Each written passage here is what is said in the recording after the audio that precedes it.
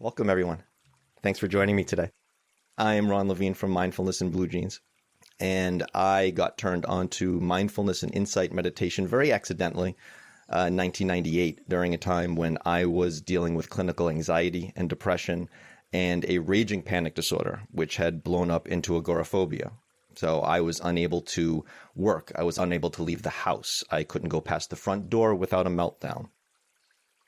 And I happened to get paired up with a psychologist who was already several decades deep into teaching and practicing mindfulness and insight meditation. And he offered me these techniques as a way of working with the issues I was having. And I was not impressed with the suggestion. I was on short-term disability. I couldn't go out. Basically, my life had stopped. And here's this guy saying, hey, let's watch the breathing for a while. Huh? Dude, my life is over. I hope there's something better. What the hell is this? He didn't give me anything else at first, and I was sitting at home freaking out all day anyway, had nothing better.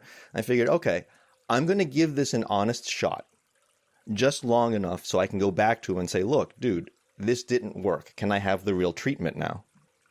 This was April of 1998. We still have not had that conversation. I'm still practicing, and now I'm teaching. So I'm just about at the point where I'm ready to admit there might be something to all this. And here we are. Managing uncertainty. Uncertainty is a fun one, isn't it? It seems like no matter how long we practice, uncertainty is still this thing that comes up to be managed, to be dealt with somehow, right? Whether you've never practiced, whether you've been doing it for 50 years. And I know folks who've been doing it for 50 years. They still have to manage uncertainty, right? It's just part of this human condition. And also part of this human condition is not liking uncertainty. And there are really good reasons for this. Some of you have heard me talk about the evolutionary aspects of our human condition. And if you think about it from an evolutionary standpoint, well, our ancestors, if they experienced uncertainty, it was typically around saber-toothed tiger attacking, a lack of food, a deadly weather pattern, mortal danger. So uncertainty stirred up fear, danger signal, fight or flight response. The world that we live in today, well, we've made it fairly different, haven't we? And our uncertainties typically aren't around mortal danger. But we're still wired to react as if they are. Our subconscious minds and bodies have not caught up to the world that we have created for ourselves today. So what do we do when we experience a feeling of uncertainty? Well, we want to get rid of it, right? So our ancestors may have run from a tiger or gone foraging for more food or what have you. That's not really germane to our experience today, is it? So what do we do now? Well, we try to use these very sophisticated brains and all this great abstract thinking that we have, and we try to imagine the various scenarios that could play out in an uncertain situation. And typically what we do is we try to imagine the worst case scenario in order to, be prepared.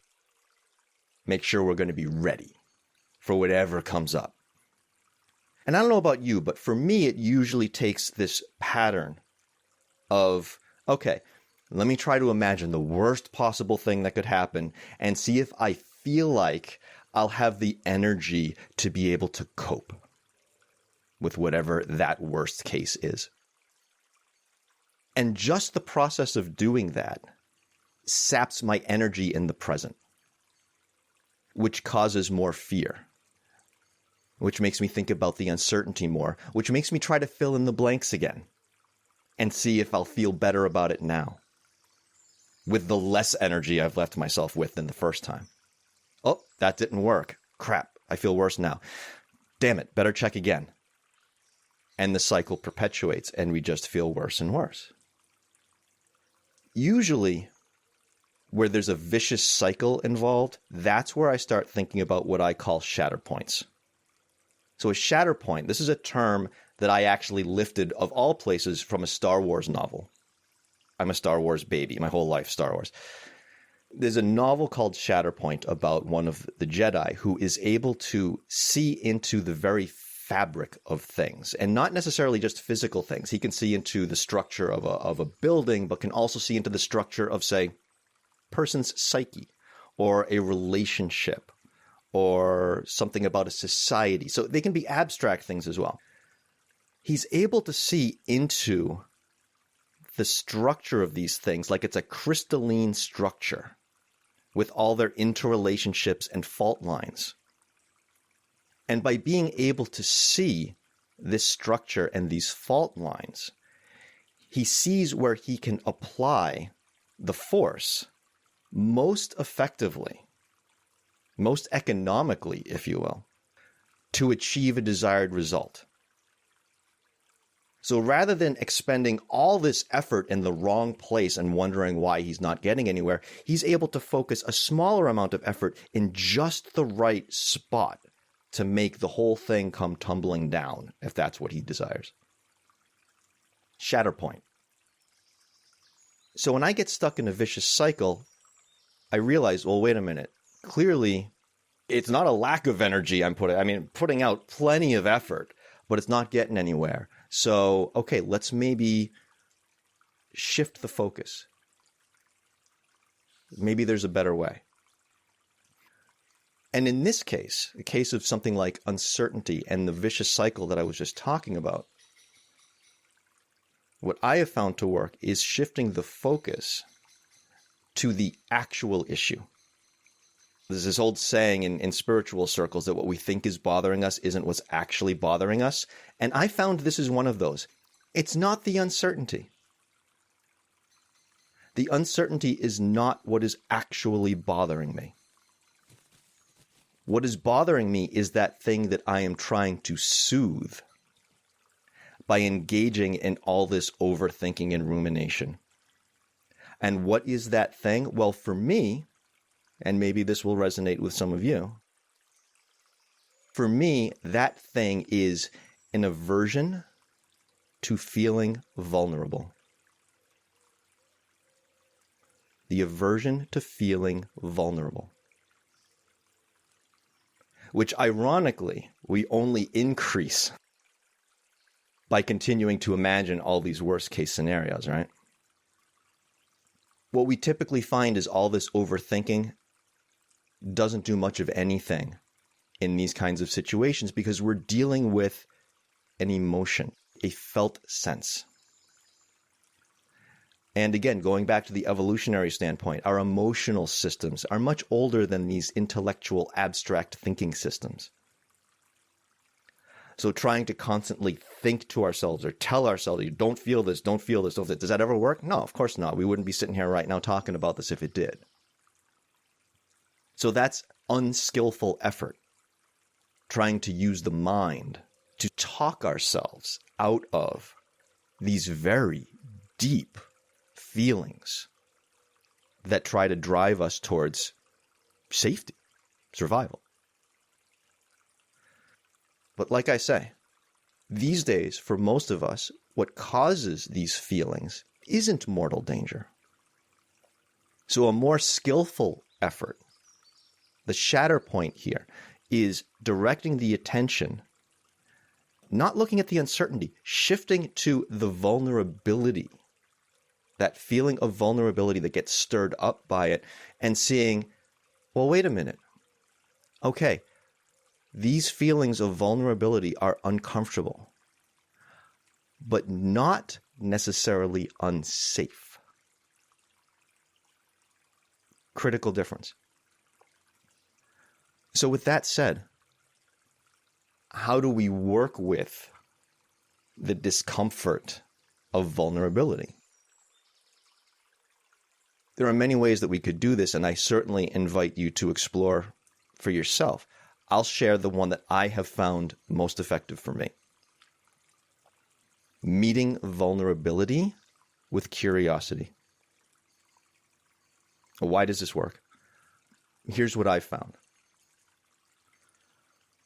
Curiosity counters that closed offness, that running away feeling of filling in the blanks with all those worst case scenarios.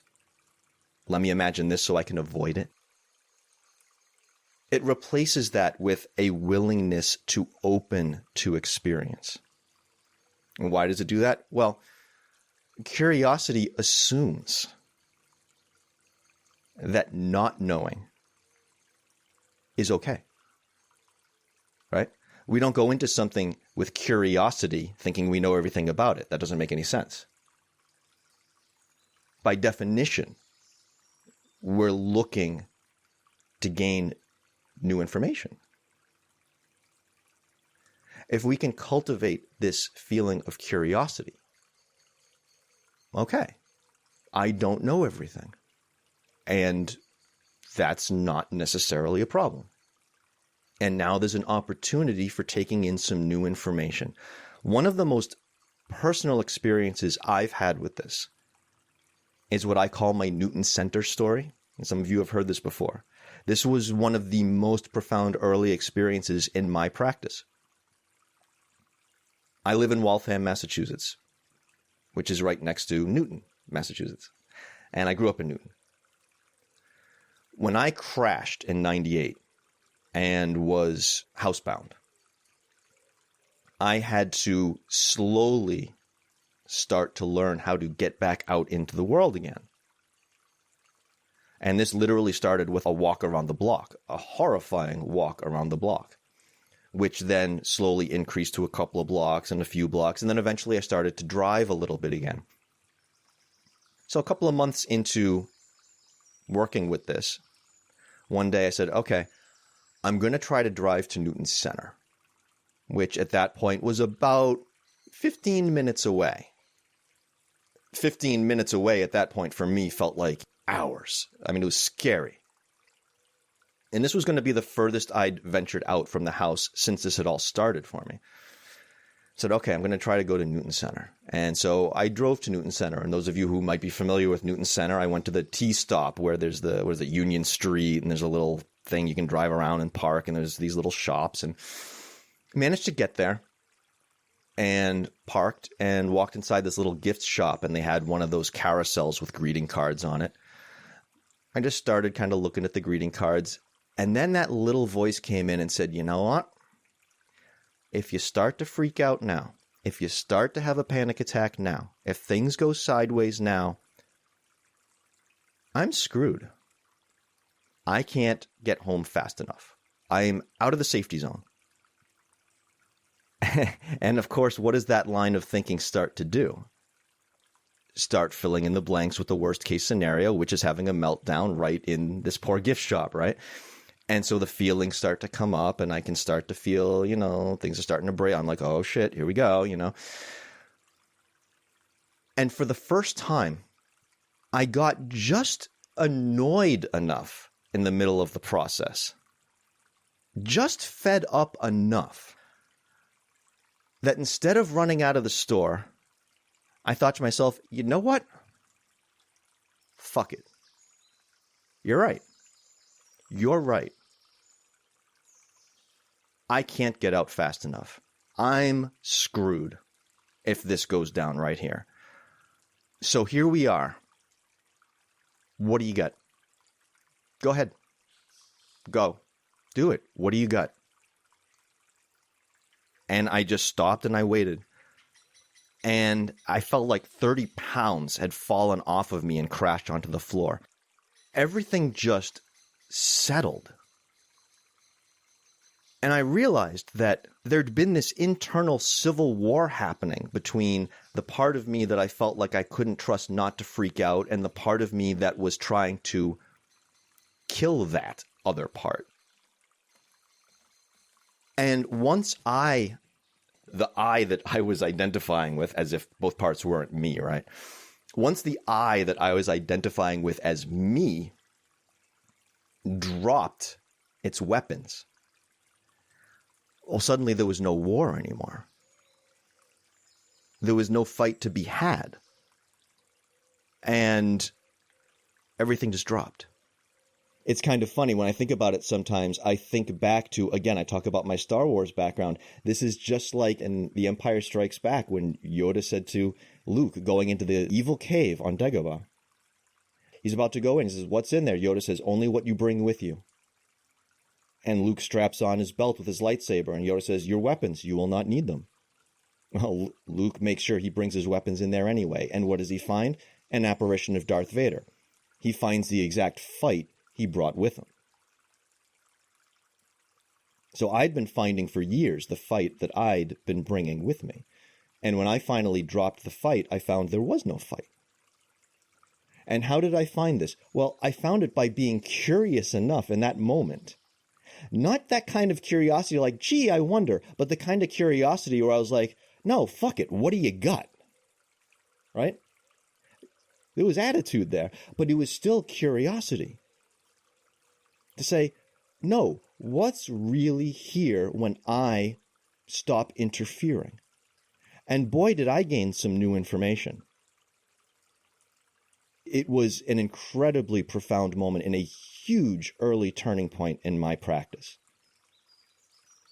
So that's an example of the power of bringing genuine curiosity, even if it's mixed with frustration as opposed to just being this sort of what we think of as this nice, open, bringing some kind of curiosity, some kind of genuine, legitimate curiosity to vulnerability.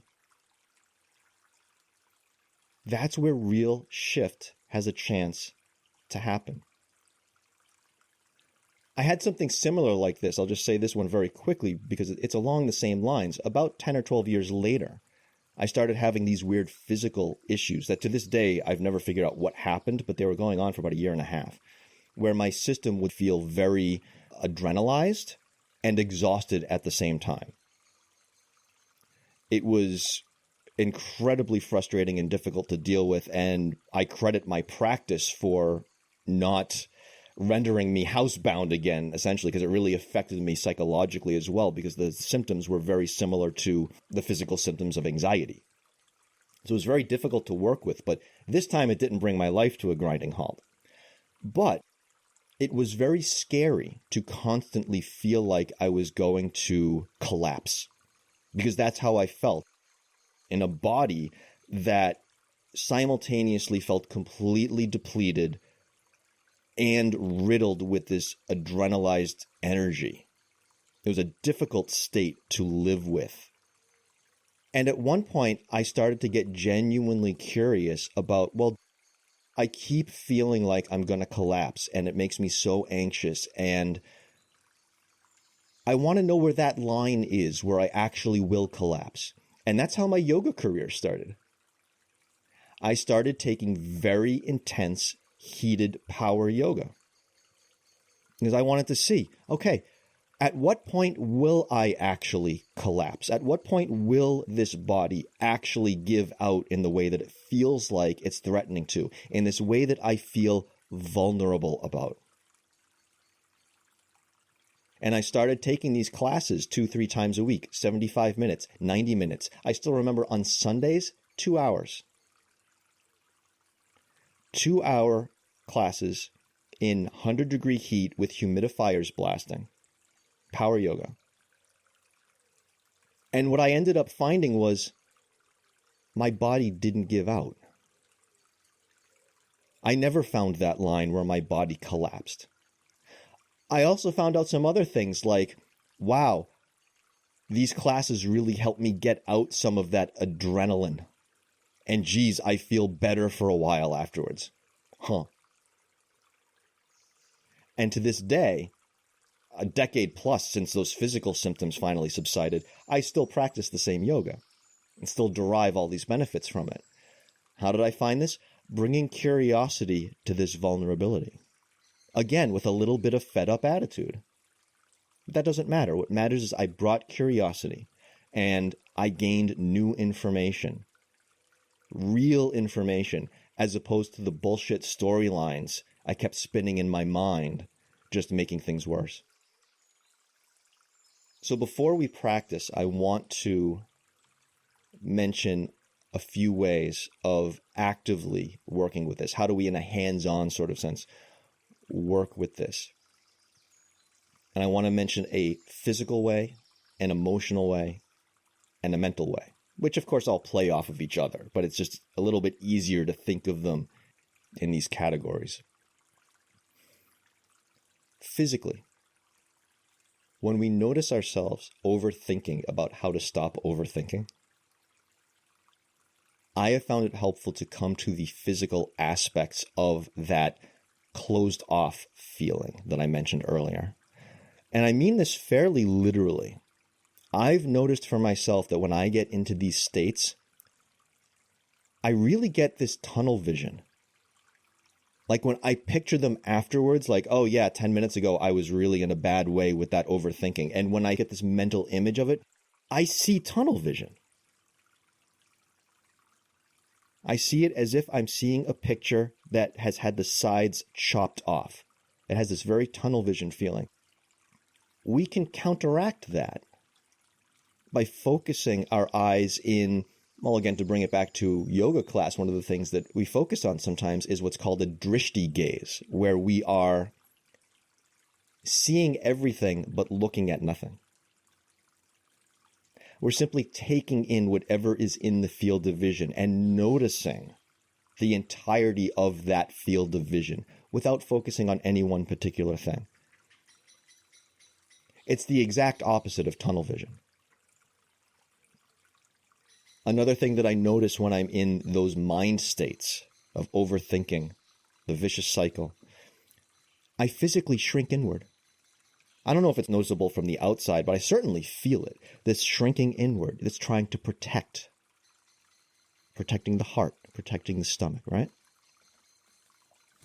We can counteract that by changing our position. Again, yoga class, we have all these heart-opening poses. Well, why do we have that? To help counteract that protective instinct that we have and we engage in so often throughout every day. So we have these physical aspects that we can focus on and notice, gain some familiarity with, and work with and counteract. From an emotional standpoint, I like to notice the difference between what is being felt in terms of sensation or in terms of raw emotional energy. The difference between what's being felt and my feelings about what's being felt.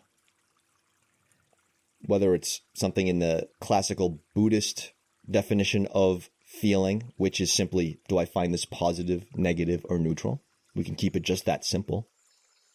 Or noticing how I react to whatever it is that I'm feeling. Noticing what storyline I'm generating about my feeling.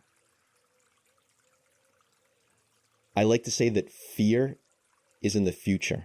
Fear requires imagination. And I say this because we don't fear a sensation that we have. We fear storylines about the sensation. Whether they're sensations happening now or sensations we envision we might feel later. If you think about the physical experience of things like joy, fear, anger, very different emotional states, but they have a lot of overlap in the physical manifestations, right? Elevated heart rate and so forth. Which means a lot of the time, we're deciding what we're feeling from an emotional standpoint based on not the physical aspects, because they're kind of the same, but on the context around them. So if we're experiencing certain physical states like heart rate and blood pressure and temperature and so forth, well, why am I feeling this? Well, something really exciting is happening right now. It must be joy. Oh, that guy just did that to me. It must be anger. I have this thing coming up I don't want to deal with. It must be fear, right? Similar physical sensations, but the storylines around them, our thoughts around them, our context around them.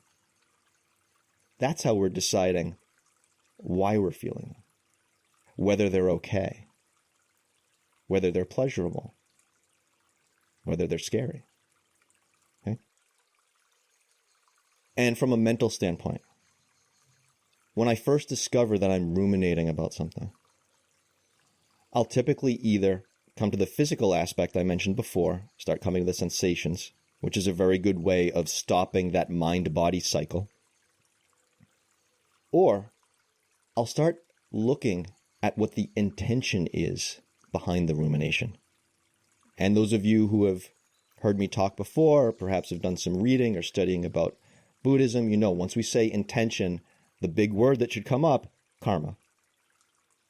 Like I always say, not the westernized, bastardized version of karma about justice and revenge and he'll get his in the end. Cause and effect karma, how we are creating our own experience. And that's really what we're trying to do here, is change this experience we're creating for ourselves from this vicious cycle to something that doesn't involve us causing ourselves so much suffering and misery. So I start to try to look for the intention behind the rumination, and I start to see that, well, there's this conflict between the mind and body, which is issuing these commands of, hey, uncertainty, danger, you got to do something. Something must be done. But there's nothing to be done. Kind of a bitch, isn't it? Our subconscious minds and bodies are trying to save us and saying, no, you got to do something, you got to do something, and we're just like, there's not anything to actually do right now. So we try to find ways to mitigate that feeling. We try to find maybe other areas in our lives where we end up exerting too much control, an attempt to feel like we're trying to get things off of our plate, clear off these things that we have to deal with, try to empty the stack of things that have to be dealt with, maybe try to get all the feelings out now. That's a trap I've fallen into a lot over the years, where I realize I'm causing myself suffering, okay? But then I'll think, well, you know what? It's okay. I'll cause myself all the suffering now so that I don't suffer later. That works, right? That works. Doesn't work. I never got it to work. If you find a way to make it work, please contact me afterwards. Let me know what you did. I want to do it. Okay?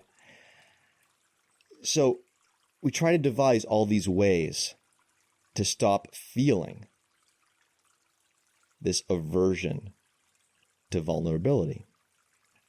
And our intention may be good, but our effort is not skillful. And if we start to observe that process of intention and action, and in this case, thought is action. This is something we're doing. We start to observe that process of intention and action and result. Again, karma. This is how we're creating our own life right now, our own suffering. As we notice this process we go through in an attempt to generate a feeling of safety and security, we start to see what it's actually buying us. Not a hell of a lot. And we don't do this in an attempt of talking ourselves out of doing it. We don't have to. Not in my experience. Not in my experience. What I have found is when we bring skillful attention to that process and see what a bullshit process it is, and how much worse it's actually making things, when we really see and feel that experientially after watching it again and again and again, you don't have to talk yourself out of a damn thing. You just don't want to do it anymore. It just naturally begins to shift. And that's a karmic shift. I had a couple of other things, but I'll work them into our sitting so we can get started. Okay? One thing that I like to offer before we sit is, if you are in a seated position, to try to have your hips elevated higher than your knees if possible, which is good for your posture as well as your breathing. If that's not possible right now, not a big deal, something to keep in mind for the future. Okay? Let's begin, as we always do, by imagining that we are suspended from the ceiling, by a string attached to the top of our head, as a cue to sit up straight without adding any extra tension to do so. If you happen to be feeling some tension right now, that's absolutely fine. Don't need to do anything about it. Trying to force tension away is just adding tension to tension. So any tension you may notice is welcome to be here. And it is welcome to leave in its own time, which may be today and may not. I also like to notice what's in contact with the chair or the floor. So I have a sense of grounding. Notice that we are being supported by something right now. And we can let it support us.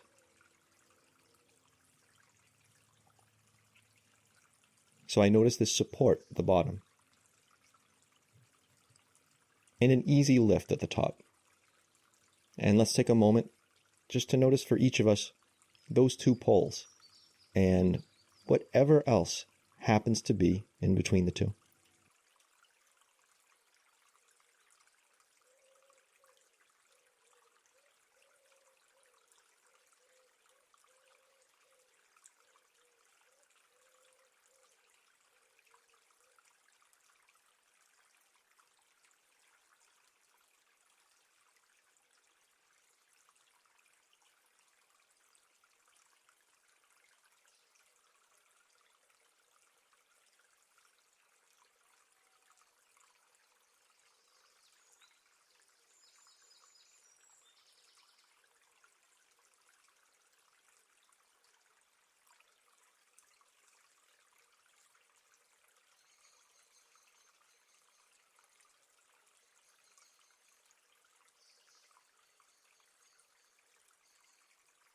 And if you haven't already, you may begin to bring your attention to your breathing. Your breathing may change when you bring your attention to it. It usually does.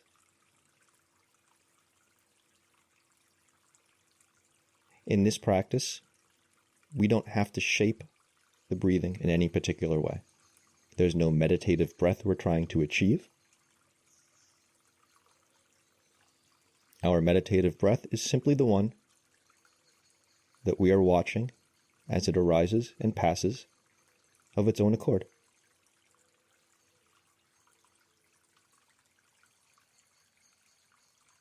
Now, one of the things I felt very vulnerable about for years was my breathing. When living with panic disorder, there's this hypervigilance about, well, can't let the breathing get too fast. That's usually the first sign that panic's coming. So for me, when I started this practice, it was terrifying to relinquish control of the breathing. And that's fine. If there is control of the breathing, either because you wish to have control or because it's so habitual at this point you're not sure how to relinquish that control, that's fine. Just like we're not trying to add tension to tension, we're not trying to control controlling. So if the breathing that you are having during your meditation right here, right now, is one where you are exerting control,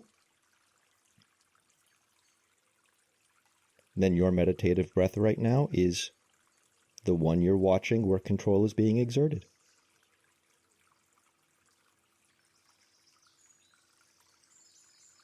Whatever kind of breathing you have right now, long or short, deep or shallow, feeling pleasant, feeling unpleasant, feeling neutral, controlled, uncontrolled, whatever. Let's take a few minutes. Notice it exactly as it is. Exactly as it is.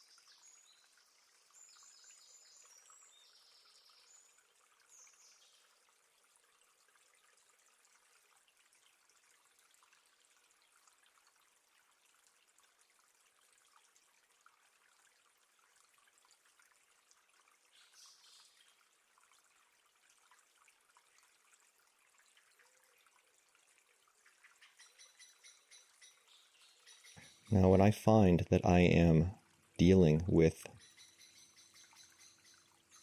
feelings of vulnerability,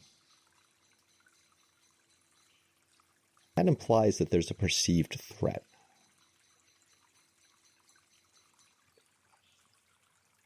And very often, physical manifestations of that will be a tightening around the eyes, maybe in the jaw, sometimes the top of the head even. And here's one that I don't really ever hear anybody mention, but my ears. I feel myself straining my ears, like if you imagine a wild cat and they're threatened and their ears go back. I'm not sure how common that is. Could just be me. It's something I notice, and so I've learned to watch for that. Whatever might be calling out for you, particularly above the neck right now, see where there might be some tension. Check your eyes, check your jaw, check the crown of your head, maybe check your ears. Don't try to change what you find there. Pick a spot that has an energetic sense, like stress, that could use some attention, and breathe there. Obviously, you can't literally breathe into that area, but we can focus on the breathing, bring attention to that area, and if it's helpful, even visualize the breath energy reaching that area, which of course it ultimately is. Approach that spot, whichever one you pick, with that curiosity I mentioned earlier. What's here? What's actually here? Not what was here last time, not what I think was here, not what I assume was here, what I've thought to be here for the last 50 years, whatever. Child's mind, beginner's mind, curiosity, not knowing. What's actually here now? Can we breathe into that?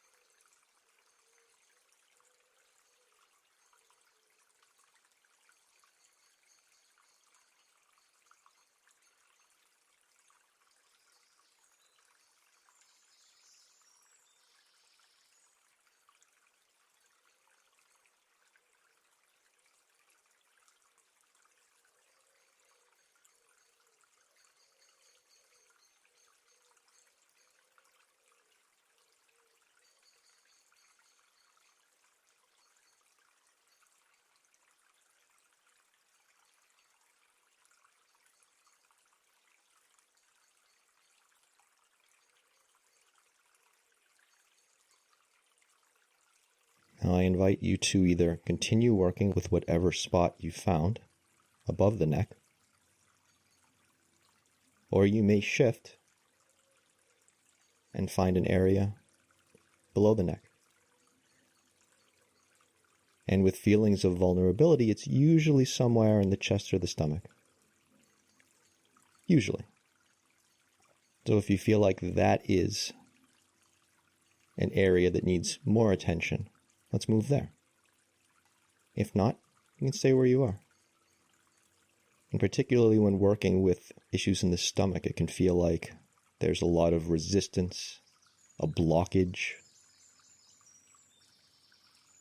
And again, we can envision the breathing going there. It's especially easier to envision the breathing going to the stomach than, say, the eyes or the jaw, right? We can really feel that. And the breathing can surround and envelop and ultimately permeate that feeling of resistance, blockage. Not by force. We don't have to make that happen. We just watch it happen over time. Like the way water ultimately wears down rock. Let your breathing be water.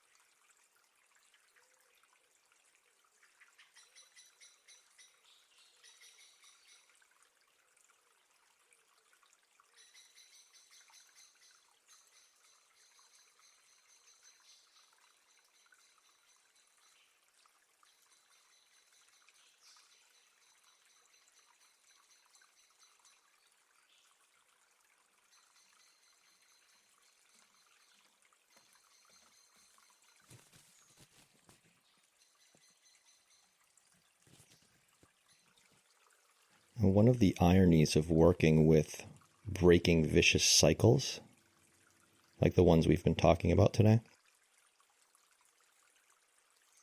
is that in the initial stages, it can feel like it's causing even more fear. Because we're used to the cycle. We at least feel like, to some degree, we're doing something, right? Well, I got to do something. I'm worrying. That's something. I have to think more about it. That's something. And it can feel really disorienting when we start to really work with it skillfully and start to put the storylines and the cycle aside. But it's still sitting right there looking at us like, hey, hey, hey, you're supposed to be, hey.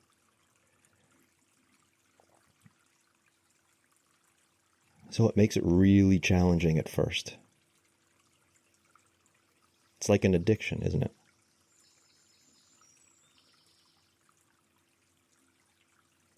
What I found is there's a special kind of flavor to that fear that comes from the actual disengagement with that process. I can't really explain it, but there's just a different feeling to the fear from not engaging with that process than the other kinds of fears we've been discussing. And I've come to recognize that the presence of that flavor of fear is actually an indication that I'm on the right path. It's actually a good sign.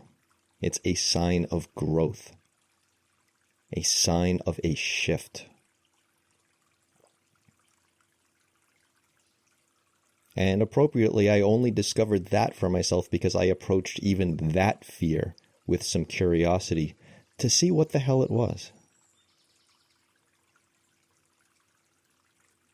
The reason I say all this is if you are experiencing additional fear, now or later, as a result of disengaging with this unskillful cycle, you can see that as a sign of progress.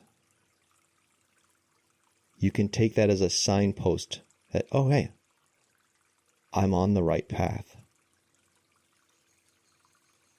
This fear is part of a skillful growth process. And it can be here.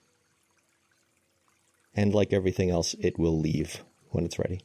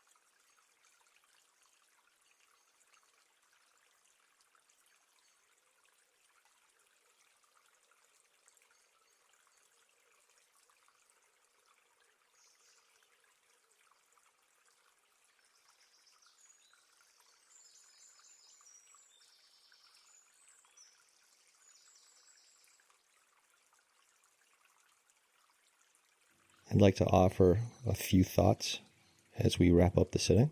The first is that most, if not all, of our overthinking is ultimately about trying to feel or not feel a certain way.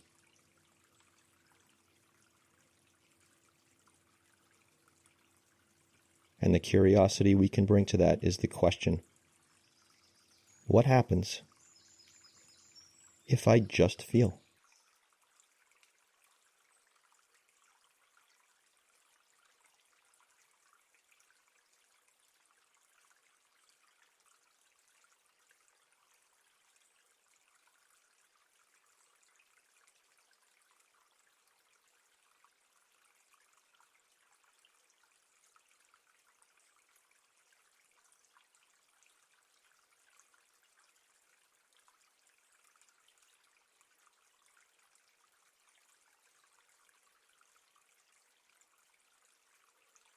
The second thought that I'd like to offer is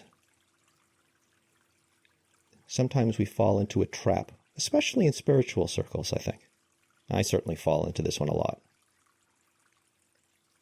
of thinking that if we're not overthinking about something unpleasant, then we run the risk of denying it. Like, well, if I'm not paying attention to that unpleasant thing, I'm in denial. I'm avoiding it. Well, rumination and denial are two extreme ends of a continuum. It's a continuum. And what did the Buddha teach? Well, the Buddha taught the middle path. I like to say that Acknowledgement is the middle path between denial and rumination. When something comes up, we can acknowledge it. And if it's something we've spent enough mental energy on already and we know that, okay. We acknowledge it's come up again. And we can turn our attention to something more skillful.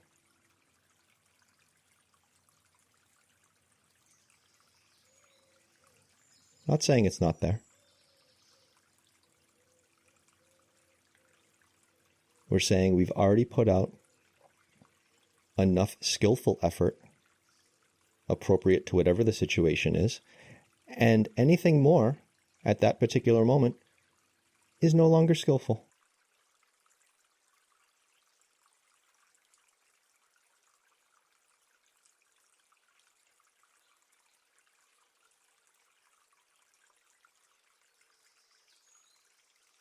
The last thought that I'll leave with is something I wrote a number of years ago that I came across recently, and it fit perfectly with today's talk. This is what I wrote. We're so unwilling to be vulnerable because we fear we'll lose power and control. Yet the willingness to be with vulnerability itself gives us real power and is the only thing that we can control.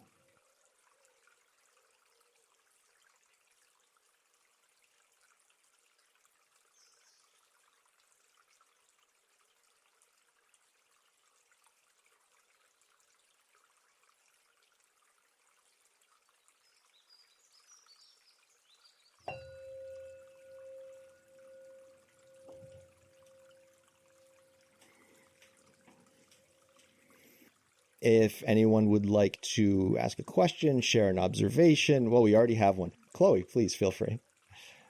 Okay, I had an interesting experience. Please. During the week, like for the past several days, I've had this feeling of like a periodic, like jabby kind of squeezing on the side of my head. The side of your head, did you say? Yeah, on the side of my head. Okay. And I was able to let go of the fear of having an aneurysm. But so I was breathing into it during the meditation, and I was getting like maybe a few of these pains like every couple of minutes for like 3 days now. And I found so far it's gone. So that's a lot better. And then I was asking myself, all right, is there anything going on? Because I wasn't thinking about it as attached to anything emotional. And I'm going through a little bit of a rough thing, well, kind of a rough thing. My twin boys are not talking. It's more like one isn't talking to the other, and therefore not coming to Thanksgiving. And then another one is not coming because of my mother, and I've been having this feeling of my family falling apart. And so I was asking myself, so all right, if the boys don't have a civil relationship, like what is that? Like, why is that upsetting? And then I thought, like, I'm worried about my family falling apart. And then I'm like, all right, well, if it falls apart, then what? Then it went to, it means I'm a bad mother. And then if I'm a bad mother, what does that mean? Oh, this key part of my identity, which I took pride in, is no longer there, and I feel like I failed. And then I just had this insight come from nowhere. And it was like, this is where your family is at this moment in time. Everything is in flux and changes. Can you accept the fact that this is how it is right now? And I was like, yeah, I can deal with that.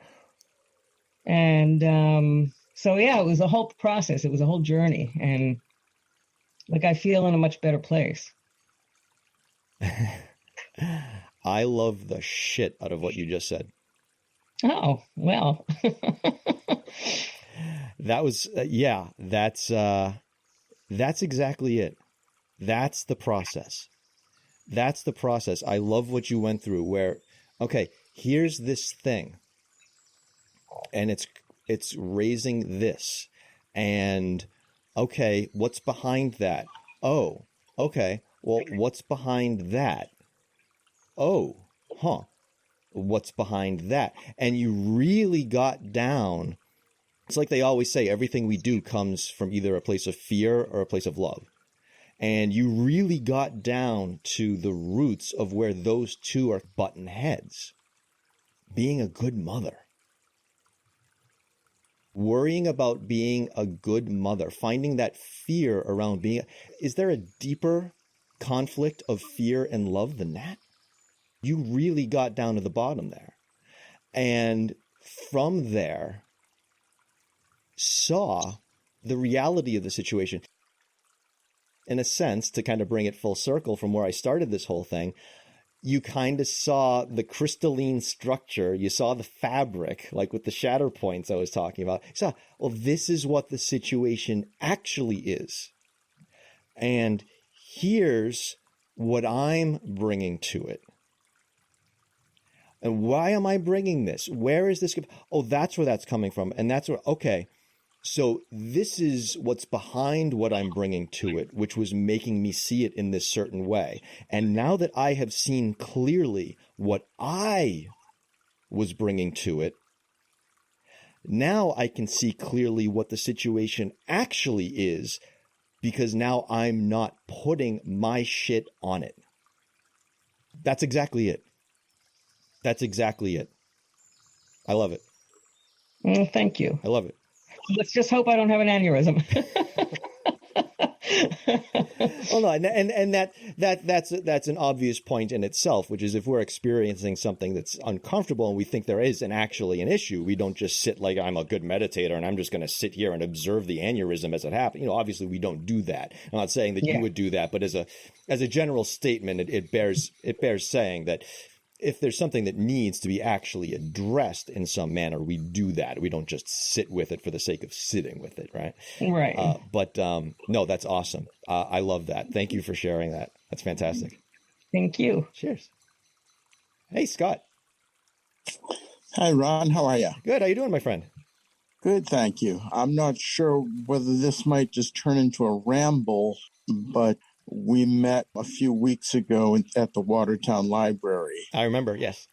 I had downloaded a number of meditations into my iPhone, one of them which I do daily, but I do still wonder oftentimes whether I'm doing it right. And I remember you having said several weeks ago to that question that something like, if you're thinking, am I doing it right, then you probably are. Am I remembering that close? Yes. Yeah. If you're wondering, am I doing this right, then in that particular moment, you've brought your focus and attention and intention to what you're doing right in that moment, which is the practice. So yes, in that particular moment, if you've asked the question in that particular moment, yeah, you're probably doing it right. Okay. I'm not certain what I'm getting out of it, but from a previously very, very depressed state, and I'm always afraid to say it's getting better because the next day the shit will hit the fan. But in general, it's on an upward motion. I do this meditation thing with my therapist, and I do these things with you.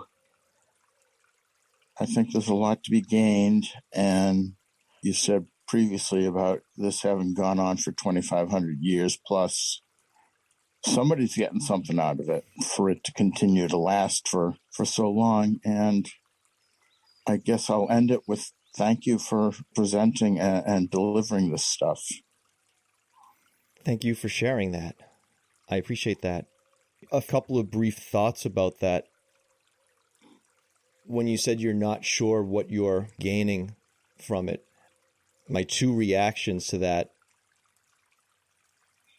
The first one is that classic saying of, I haven't gotten anything out of my meditation practice, but I've sure lost a hell of a lot.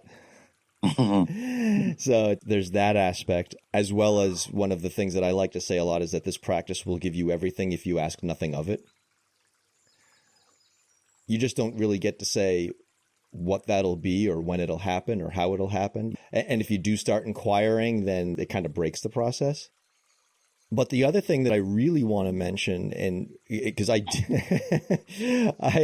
deeply feel what you said about you don't want to say you're getting better because then the next day it'll fall to shit. I totally get that. Yeah.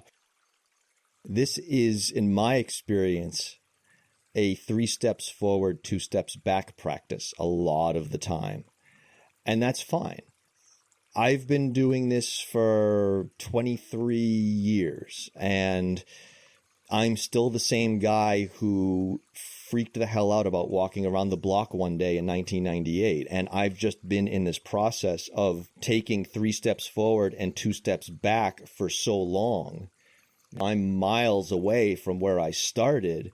But, if you look at that just right now and be like, wow, look how far you went. But to me, it's just like, I've seen the whole journey and all the backwards motion too. And so it doesn't always feel like you're necessarily getting anywhere until at one point you kind of look back and you're like, oh, well, holy shit.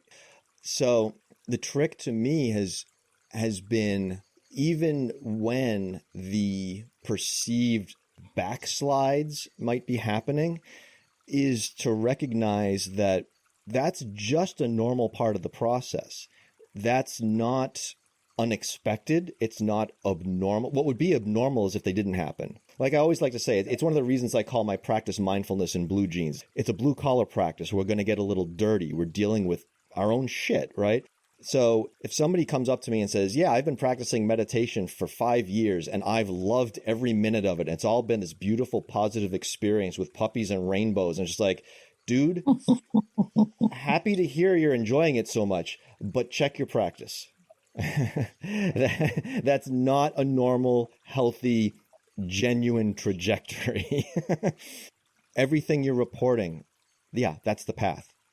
That's the path. And kind of like I was saying earlier during the sitting where it's like, yeah, you might be feeling some extra fear right now. That's actually a healthy sign. And keeping those things in mind and continuing on with what in this practice is called ardency, that sustained, skillful effort, even during those times when it feels like, the fuck am I doing?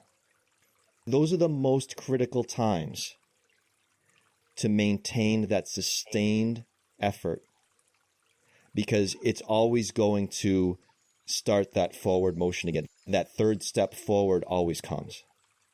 In my experience, having done this for as long as it always comes, always. Mm-hmm. Thank you for sharing that. Oh, thank you. I've got one other point. Sure.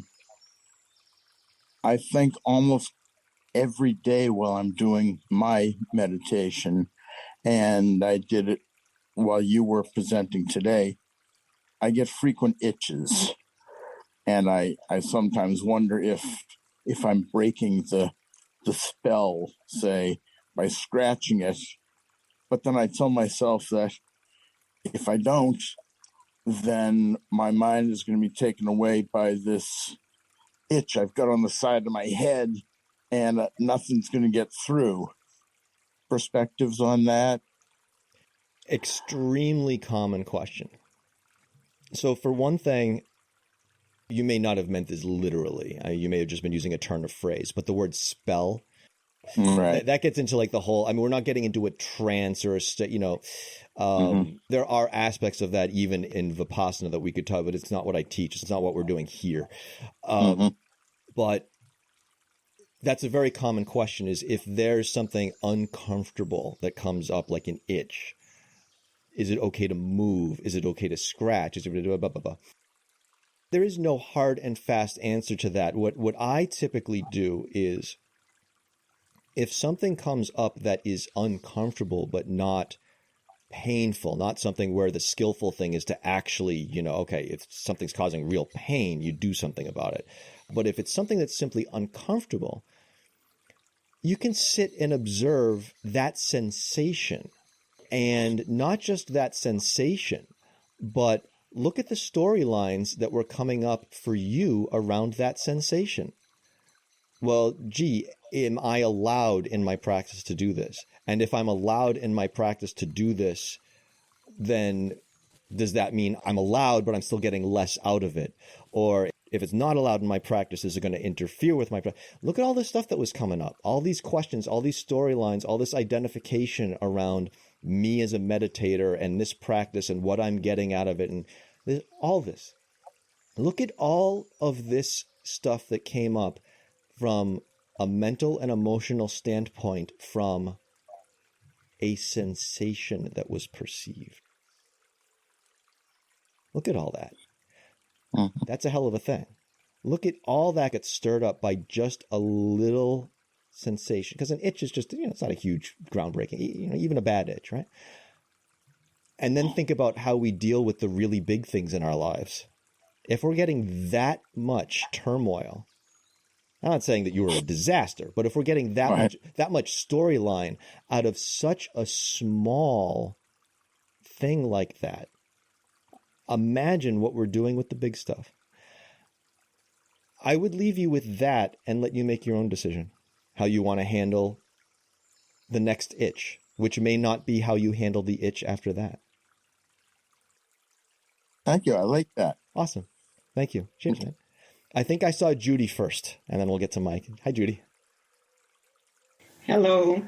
I wanted to bring up a thing that was giving me so much uncertainty and fear, and that was going to medical appointments in the last year and a half, especially really within the pandemic time we were home, and even goes on a little bit further. I have one this Monday, early morning.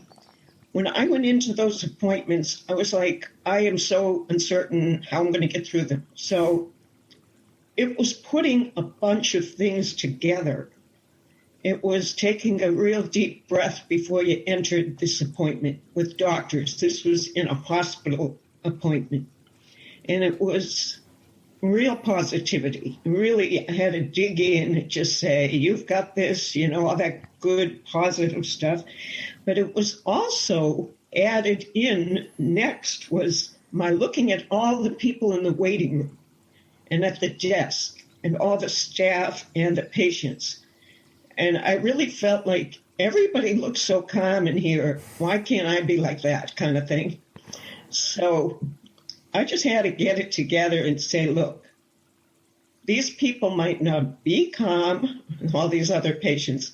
I'm sure they got issues. They might be really a nervous wreck, but they all seem okay. I can do this. So I just, as I went along to all these appointments, which were more frequent in the past, I kept saying, gee, look at all these people. They're doing so well. And I'm the only one that's just nervous and anxious. And when am I going to be able to leave and go outside and get back home or move on to something more happy than this thing?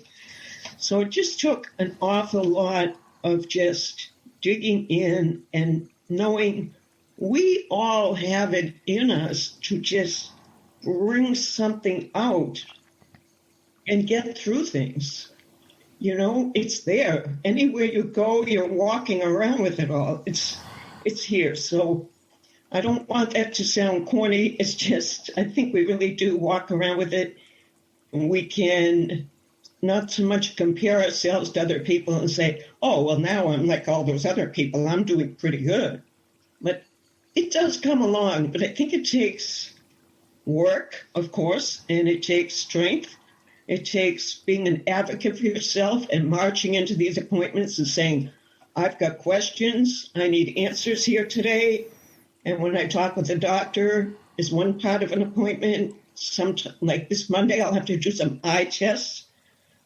I had this lady tell me last time during a test, she said to me, you're doing so well through this. Keep it going. You're doing great. And I didn't even ask for any help, anything. It just was like such a great comment to hear from her out of the blue. So just putting a lot of things together and digging in, sometime it will get you there. You will get through things that you don't think you're going to get through. That's all I have. That's plenty. Back Thank to you for sharing. Ron. Yeah, thank you. That's one of the great ironies. We fall into the trap of comparing our insides to what we perceive other people's outsides to be. The funny thing is, we're all doing that. So someone in that waiting room was looking at you thinking, how can she be so calm while I'm going to pieces? Guaranteed. Guaranteed. We all think we're the only one. And we all think we're the only one because we don't want to tell someone else that we're the only one. But if we did, they'd say, well, no, you're not the only one. It's me too. We must be the only two. Nope. I've talked to a lot of people over the years, and you know what? It's damn near everyone, including me. Right. Including Me. Yes. It is. Thank you. It is. Thank you for sharing that, and nice work. Nice work. Cheers. Hey, Mike. How's it going, man? Yeah, so I just have to say that, before this, if you had said that uncertainty was not what was causing me anxiety or causing worry, I'd been like, what are you talking about? Of course it's the uncertainty, right? That's the whole point. But I think what you said really hit home. It's you're trying to get past the uncertainty so you can get to what you can act on. And because you're chomping at the bit to do something.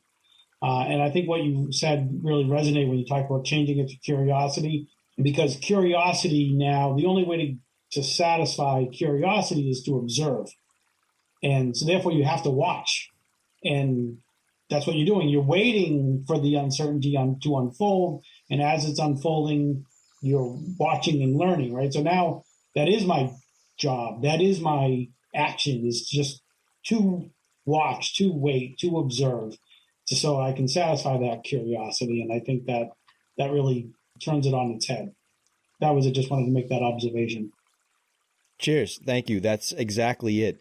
We're looking for something to do because we have this feeling of helplessness. There's a really interesting thing. I'm going to close with this because we're about to go over, but this is really great.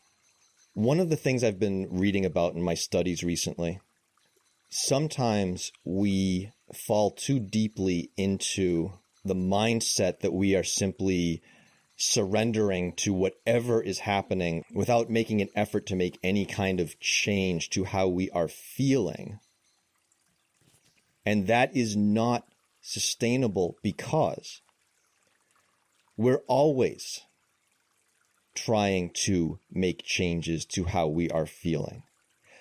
The difference is sometimes we are doing it consciously and the rest of the time not.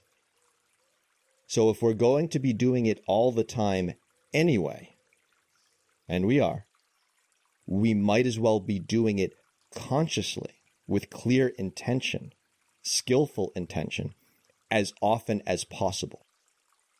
The reason I bring this up is that it has a parallel with exactly what you just said, which is we're always going to be trying to do something. And in the case like this, where we're talking about something where there isn't actually anything that can be done about the situation just yet, we're still going to try to do something in the meantime. And we can either do that skillfully, consciously, with a clear intention, or not. And when we're in the or not, that's when we're doing the vicious cycle rumination shit. And when we do it with clear, skillful intention, that's when we can do the observation, the curiosity, the learning. And as the Buddha taught, stop our own friggin' suffering in the process. So yeah, that's great. It's beautiful. I'm going to wrap it up there. We're just a couple of minutes over. I want to respect people's time. If you have anything else, you can always reach out to me anytime. I'm fairly easy to find. Everyone stay safe and should see you again, hopefully in a couple of weeks. Thank you all so much, everyone.